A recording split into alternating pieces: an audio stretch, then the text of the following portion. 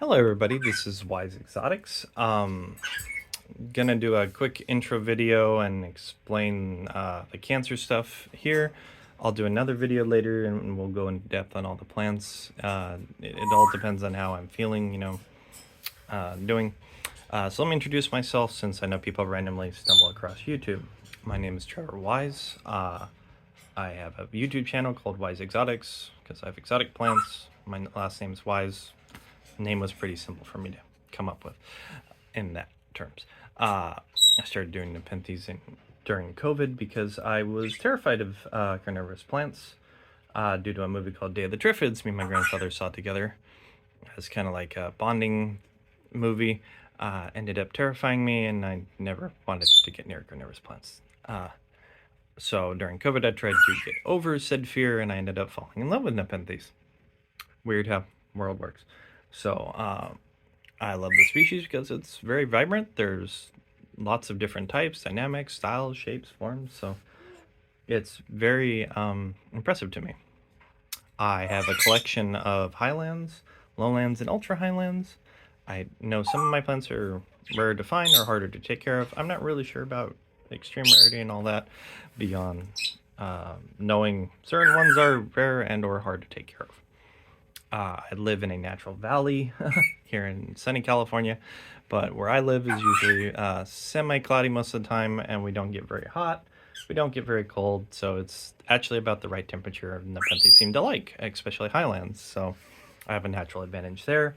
My Nepenthes are located in a glass room with a bunch of birds. This is Polo. This is Hummer. This is Sweet Pea. It's a little parakeet. Beyond that are three lovebirds that are hidden. I moved these out of the way because I was cleaning. And that is Bonnie, Clyde, and Iggy. Iggy is Bonnie and Clyde's child. So we have one, two, three, four, five, six birds in here. There's a jungle carpet python right there.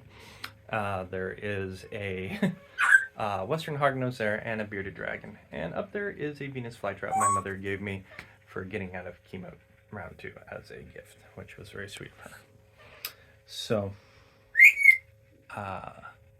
overall, I just collect Nepenthes. I made this YouTube channel to follow my Nepenthes, how they were growing, developing, and a bunch of you have started following me and were giving advice and helping out. And so this year we had a sudden change of plans. As of March 7th, I went in for hospitalization due to anemia. That anemia they thought was due to an ulcer that was bleeding. They went to investigate it. It turned out it was cancer. Yeah, a bleeding mass. So in the center of my stomach is 14 centimeter cancerous mass from diffuse B-cell lymphoma. Now, a lot of you have been very talkative with me on Instagram, chatting with me, talking about plants, and keeping me sane and good vibes and prayers, and I appreciate everything. I can't tell you enough how much I appreciate that. Being stuck in a hospital bed for a week is not fun for anybody, especially when you have nothing to do and you can either call people or just watch random, hospital TV. So take that as you will. Let's see. So I found out I'm immune to fentanyl, lidocaine, any of those morphine. They don't work on me, at least in the pain blocking sense. Fentanyl makes me sweat a lot and get shakes, so I have a bad reaction to it. So during this whole process, I'll give you kind of how the treatment's gone down. March 7th on, I was getting blood and getting the treatment for the cauterization. After that, a lot of lab works, and they finally figured out what type of cancer I have. I was thought to be intermediate, and then it became aggressive, so my whole plan and how this treatment was going to go changed immediately. So it went from being what's called a outpatient to being an inpatient. The outpatient is I sit in a chair for 8 hours and get chemo drip fed into me via an artery vein, and then I go home. It's very simple, it's quick, it doesn't hurt anyone, time-wise. So After that, it became aggressive, is what they classified it as. So I got a different type of treatment. So aggressive chemo is different. I had to have surgery, which they put a port, which is a artificial artery that they put in your chest on the right bicep for me, that connects into your heart. It goes right above my main artery into my heart and dumps chemo into it.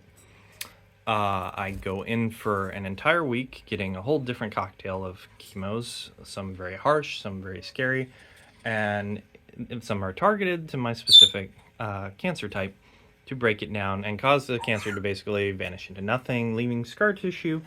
And then I'll get radiation possibly to get what's called consolidation to just kill the spot, salt, burn the earth after the fact, just so nothing ever grows back. That's the entire purpose of it. And then it's called full consolidation, which means you're cured. That's to my understanding. Let's see.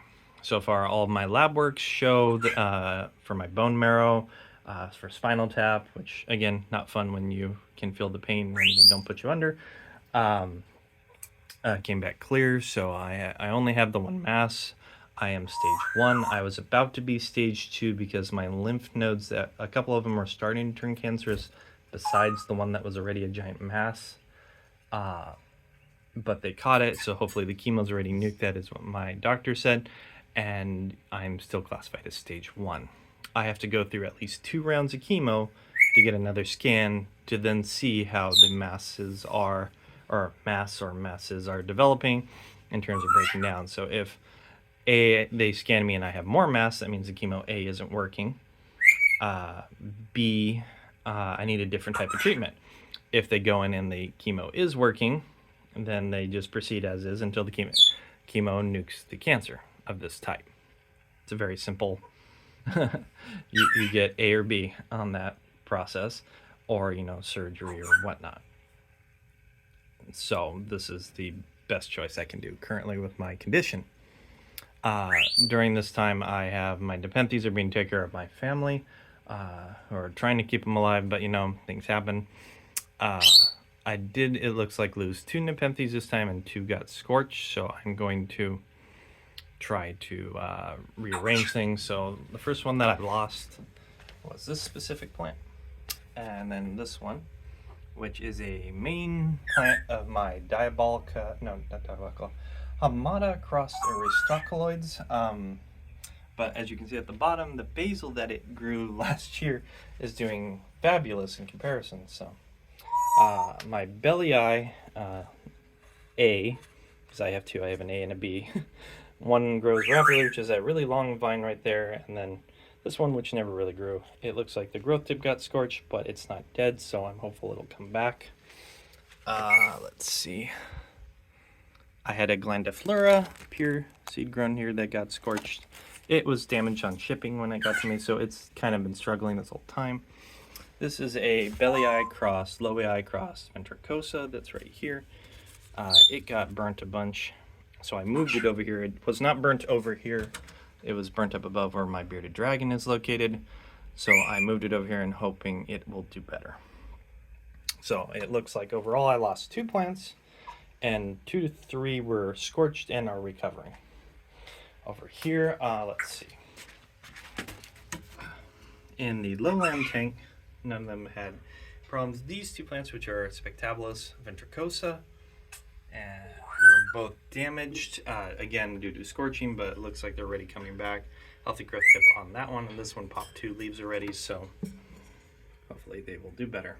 So at this time, that is the extent of the knowledge I have on my medical condition and whatnot.